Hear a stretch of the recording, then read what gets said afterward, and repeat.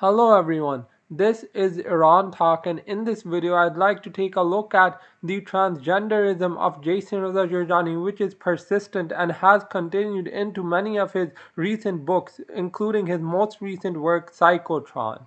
In fact, as you'll be able to see, Jason Jorjani has a history of supporting transgenderism and openly, at times, has identified as a transgender. Though most of this is restricted to the private sphere, nonetheless, it's evident from his recent books, including Uberman as well as Psychotron. In fact, Jason Jorjani's transgenderism is evident from the cover of Psychotron as well as the cover of Uberman, so I'll take a look at those here as well as provide evidence from personal leaked conversations that Jorjani had with a friend of mine as well as his posts on his Facebook account, which again hint at his transgender inclinations. Nearly all of the evidence presented here, with the exception of the leaked conversations, are available online, either on Jorjani's personal Facebook account or the Arctos publishing site. Towards the end of this analysis, I'll also provide evidence refuting Jorjani's genetics claims in regards to the great ancient Aryan heritage of modern-day Iranians. So for those of you interested in the genetics aspects of his arguments, please stay to the very end of this analysis. Thank you. Now, without further ado, I'd like to begin this analysis. Up first, we have the cover page for Jason Jorjani's book Uberman, which was released in March of last year. Now, what's evident from this cover is that you can see that there's a very feminized portrayal of Jorjani, and this is Dana Avalon, and this is vital to proving Jorjani's mental sickness, as he wants to be reincarnated as a woman in the next life, and he probably prefers that he was a woman in this life. Again, it's very odd that a so-called Iranian nationalist panders to transgenderism. Moving on, here's the cover of his upcoming monograph titled Psychotron. So you can see that Jorjani again is depicted here as a woman, which is very interesting. So you can see that Jorjani is at the top here, and again he has a very feminized portrayal. Moving on, here you can see that this is a description for Jorjani's next life as he envisions it through Psychotron and Uberman. So you can see here that he believes that he's a reincarnated version of someone else who lived in the past. But what's interesting here is that he believes that Nikolai Alexandrov was somehow a reincarnation of Nikola Tesla. So what he's basically stating is that he was probably a reincarnation of Nikola Tesla, which is very interesting. And what this means is that Jorjani is completely deluded in this regard. Though again, the plot revolves around the feminized version of Jorjani, which is Dana Avalon. If this does not make Jorjani's transgender inclinations apparent, the evidence I present moving on in this analysis will convince you that this man is indeed a transgender. Now here's the thumbnail for one of Jorjani's videos on his channel, and you can see that he's basically represented here as a woman, and this was actually from an interview Jorjani had with one of his former students by the name of Selwyn Griffith. Now what's glaringly obvious about this thumbnail is that Jorjani is depicted as a woman, and you can see the disbelief in Selwyn's face as well. Moving on, here's a leaked conversation Jorjani had with a friend of mine, and you can see that he says if he was 100% honest about his views on the trans subject, then Arctos would stop publishing him. So what this means is that as Arctos is a far-right publishing organization, they would stop publishing him because he's very much a transgender and very in favor of transgenderism, which is very interesting. What this means is that Jorjani completely disregards the traditional ideals of the Iranian people, and this exposes his transgenderism. Moving on, you can see that Jorjani has similar things to say. So he says that he wanted to be a child of my friend, which is very interesting, in the next life. And then he says that there no one could stand in for her and she would be the best, and he would want to reincarnate as her child in the next life, and particularly he wants to be a woman in the next life, which is very much evident from this text. Moving on, then Jorjani proceeded to send my friend pictures of himself as a woman. So these are photoshopped images where Jorjani is depicted as a woman, and these are coming from Jorjani himself, and he actually says that he'd be much better looking as a woman anyway. So what this means is that Jorjani again is exposing his transgender inclinations. Again, the text is right here for all of you individuals who still support Jorjani, and it's evident that this man is completely insane. After that, you can see that Jorjani sends more images to my friend of himself depicted as a woman, and he actually says that these were for my friend's eyes only. And he also says that he's been into older women, which is very interesting. But nonetheless, the main takeaway here is that Jorjani prefers to be a woman, and because he's not one in this life, he prefers older women. So again, this is some sort of transgender lesbian inclinations on Jorjani's part. Now moving on to even get to the final phase of this conversation he had, Jorjani says some other interesting things. So then he says that the main thing here is that he wanted my friend to be his mother and he wanted to be raised by lesbians. So basically he wanted to be a woman in the next life who would be raised by lesbians, again hinting at his lesbian and transgender inclinations.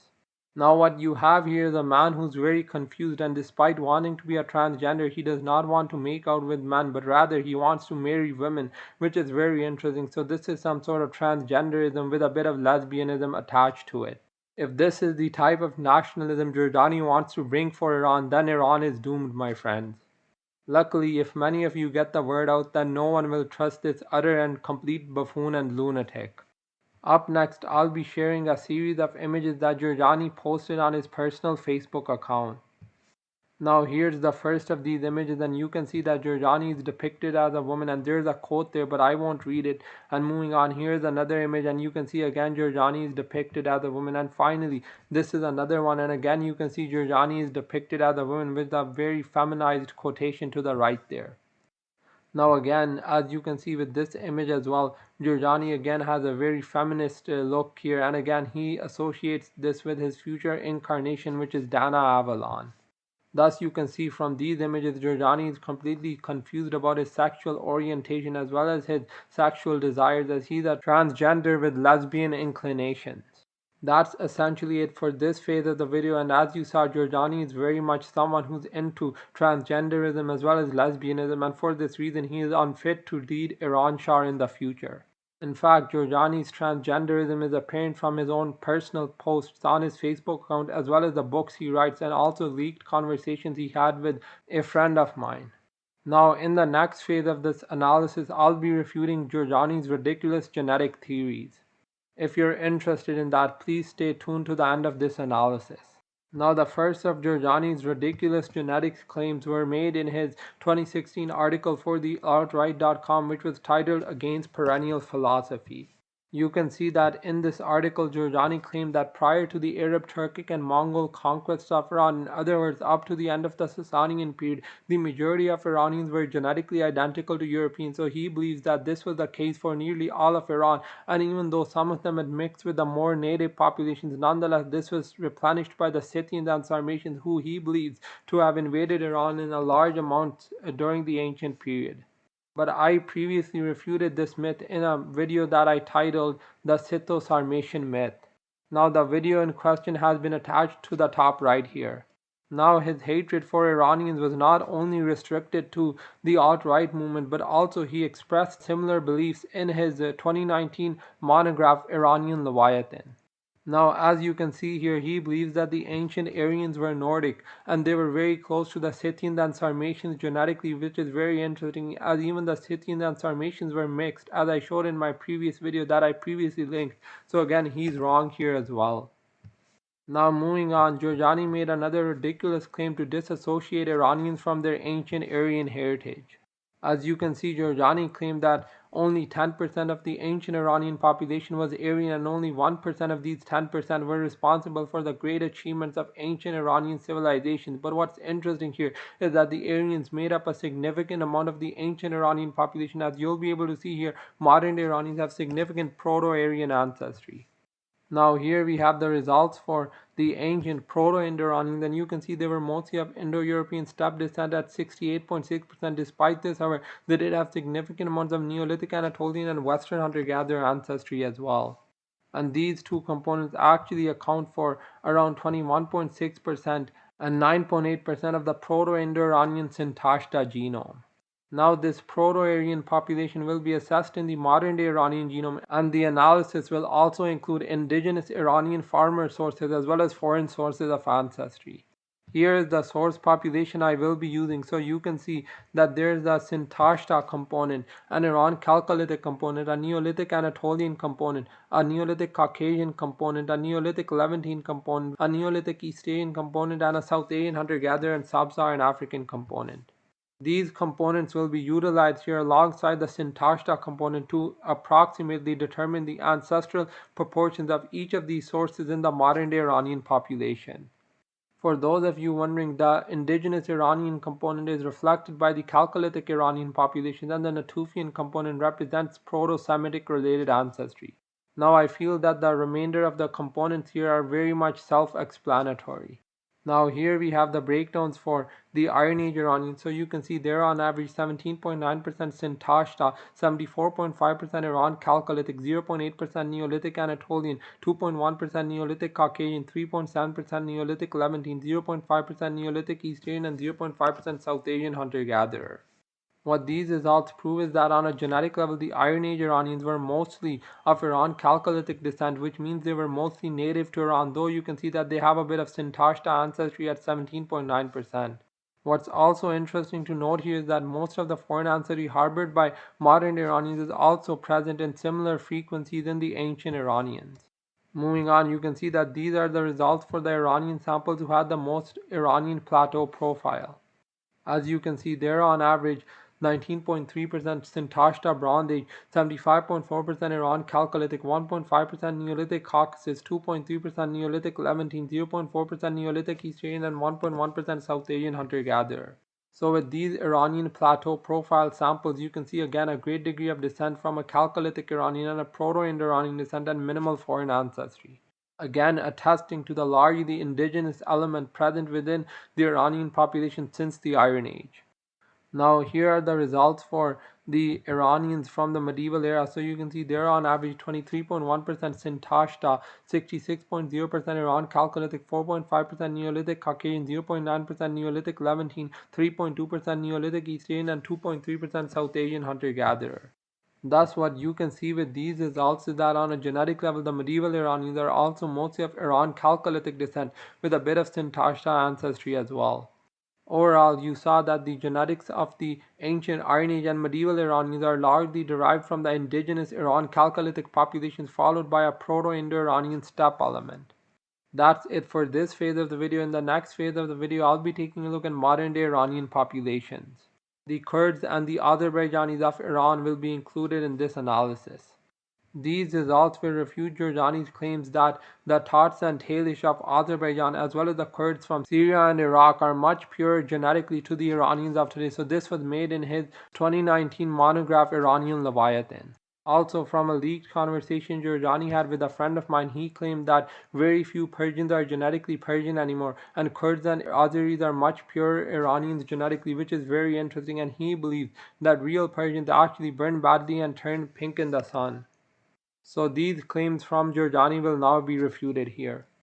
Now here we have the results for the modern day Iranians. So you can see there on average 19.9% Sintashta, 70.4% Iran Chalcolithic, 1.4% Neolithic Anatolian, 1.0% Neolithic Caucasus, 2.6% Neolithic Levantine, 1.9% Neolithic East Asian, 2.8% South Asian hunter-gatherer, and 0.1% Sub-Saharan African.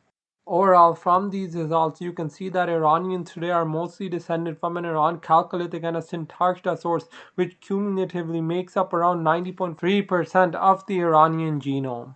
Thus, what this means is that much like the Iron Age Iranians, modern Iranians are largely of two-way descent from an Iran Chalcolithic and a Sintashta source with minimal foreign ancestry, and you can see that their foreign ancestry is proximal to the amounts found in the Iron Age and medieval Iranians, with the exception of elevated amounts of South Asian hunter-gatherer and Neolithic East Asian ancestry. So these are the only two components which are elevated here, and there's also a bit of Sub-Saharan, but nonetheless, overall you can see modern-day Iranians are around 95% the same as the ancient Iranians, which is quite interesting and remarkable.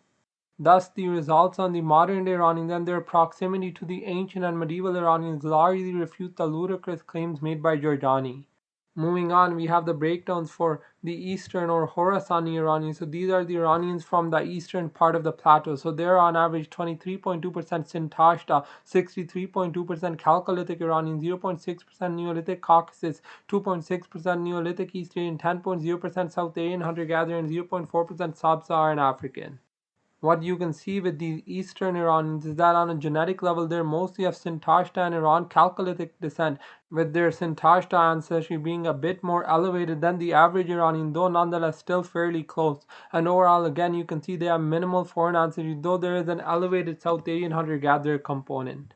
What you can also see is that on a genetic level, the Khorasanis have no Levantine ancestry, which is quite interesting, and this shows that the Arab invasion and its genetic impact on the eastern part of Iran was much less compared to the western part of the plateau, though nonetheless still very low overall. Moving on, here are the Iranians from Azad Marj's personal collection. So you can see they're on average 19.1% Sintashta Bronze Age, 69.9% Iran Chalcolithic, 1.7% Neolithic Anatolian, 1.4% Neolithic Caucasian, 2.3% Neolithic Levantine, 2.8% Neolithic East Asian, 2.8% South Asian hunter-gatherer, and 0.1% Sub-Saharan African. What's evident from these results is that on a genetic level, the Iranians in Azad Marj's personal collection are around 70% Iran Chalcolithic and 19% Sintashta. So overall, this is around 89% continuity. And again, they have minimal foreign ancestry, which is very interesting. Though in some of them, you can see elevated amounts of Neolithic East Asian ancestry. Nonetheless, overall, they're still largely genetically contiguous. For this reason, the Iranians in Azad Marj's personal collection are largely genetically Iranian, which is quite interesting and remarkable. Thus, these results again largely refute the ludicrous claims made by Jason Raza Jorjani. Now here we have the Kurds of today. So you can see the Kurds are on average 19.6% Sintashta Bronze Age, 70.6% Chalcolithic Iranian, 2.9% Neolithic Anatolian, 0.8% Neolithic Caucasian, 2.8% Neolithic Levantine, 1.3% Neolithic East Asian, and 2.0% South Asian hunter-gatherer. Overall, what's evident from these results is that on a genetic level, the Kurds derive around 90.2% of their ancestry from a steppe and Iran Chalcolithic source and have minimal foreign ancestry, though nonetheless you can see an elevated amount of Neolithic Anatolian ancestry with around the same Neolithic Caucasian, Neolithic Levantine, as well as Neolithic East Asian ancestry, which is a bit lower compared to the other Iranian. Then finally, you can also see a tiny amount of South Asian hunter-gatherer ancestry, which is somewhat lower than it is found in the general Iranian population. Thus, overall, you can see that the modern-day Kurds have less steppe ancestry compared to the general Iranian population. Though they have less foreign ancestry, nonetheless, they are still mostly genetically Iranian, and they tend to have additional Anatolian ancestry. So if you consider their more ancestry from an Anatolian source, then they are less contiguous than most modern Iranians, as that signifies Hellenic ancestry. Though nonetheless, you can again see they're largely genetically Iranian and not a Nordic remnant living within Iran and the Middle East. Thus, these results largely refute Jorjani's claims, who believes that the Kurds are largely some sort of Nordic population living in Iran and the Middle East, whereas this shows they're largely genetically Iranian and have around the same amounts of genetic continuity as modern-day Iranians. Now moving on, here are the Iranian Azerbaijanis. So you can see they're on average 18.5% Sintashta Bronze Age, 61.9% Chalcolithic Iranian, 6.9% Neolithic Anatolian, 3.3% Neolithic Caucasian, 2.1% Neolithic Levantine, 5.9% Neolithic East Asian, and 1.5% South Asian hunter-gatherer. Thus, with these results, what's evident is that the Azeris are also largely genetically Iranian, though they tend to have more Anatolian, more Caucasian, as well as less Levantine and more East Asian ancestry compared to other modern-day Iranians, with around the same amount of South Asian hunter-gatherer ancestry that's harbored by modern-day Kurdish populations. Overall, what these results mean is that the Azerbaijanis of today have less genetic continuity compared to the other Iranians, which is very interesting, and this is especially due to their elevated amounts of Neolithic East Asian ancestry, which averages out to 5.9%. Now that's essentially it for this phase of the video, and as you saw, modern-day Iranians have around 90 to 95% genetic continuity, which is quite interesting and remarkable, and these results largely refute the transgender LARPer that is Jason Raza Jorjani. Now the final phase of this video will take a look at the genetic origins of the Kurds and Azerbaijanis residing outside of Iran. Now here we have the breakdowns for the Kurds that live outside of Iran. So you can see they're on average 20.3% Sintashta Bronze Age, 66.2% Iran Chalcolithic, 6.7% Neolithic Anatolian, 0.5% Neolithic Caucasian, 3.9% Neolithic Levantine, 1.4% Neolithic East Asian, and 0.9% South Asian hunter-gatherer. What's evident from these results is that on a genetic level, the Kurds residing outside of Iran are mostly of Iran Chalcolithic and Sintashta descent, and this equals to around 86.5% of their ancestry, so they have less continuity compared to the Iranian Kurds and other Iranians of today. And it's also worth noting that they have more Neolithic Anatolian as well as more Neolithic Levantine ancestry compared to modern Iranians, though nonetheless they are also largely genetically contiguous. Thus, overall, these results prove that the Kurds of Iraq and Syria are not more genetically Iranian or Aryan compared to the general Iranian population, largely refuting Jorjani. This also refutes Jorjani's flawed approach to eugenics in Iran. Now, the final aspect of this analysis will take a look at the Azerbaijanis outside of Iran. With these Azerbaijanis, you can see they're on average 20.3% Sintashta Bronze Age, 59.7% Iran Chalcolithic, 6.9% Neolithic Anatolian, 6.9% Neolithic Caucasian, 1.3% Neolithic Levantine, 4.4% Neolithic East Asian, and 0.6% South Asian hunter-gatherer. What's evident from these results is that the Azerbaijanis living outside of Iran have more foreign ancestry compared to the general Iranian population. Nonetheless, they're mostly Iranian, and you can see elevated amounts of Sintashta ancestry in the Tat as well as the Azerbaijanis from Dagestan, though nonetheless it's not enough to categorize them as Nordic Europeans. And again, what these results prove is that overall the Azerbaijanis are much more mixed compared to the general Iranian population and also the Kurds. This is largely due to their additional Anatolian as well as Caucasian and East Asian ancestry. To conclude, this analysis focused on Jason Jorjani's transgenderism and exposed his lies regarding the genetic origins of the ancient, medieval, and modern-day Iranians. Thus, overall, this analysis was a complete refutation of the ludicrous claims made by Jason Jorjani and also exposed his inclinations towards transgenderism and lesbianism, which is why he is unfit to lead Iran Shah in the future. Now that's essentially it for this video. Don't forget to like, share, and subscribe, and please share it with as many people as you can. Thank you.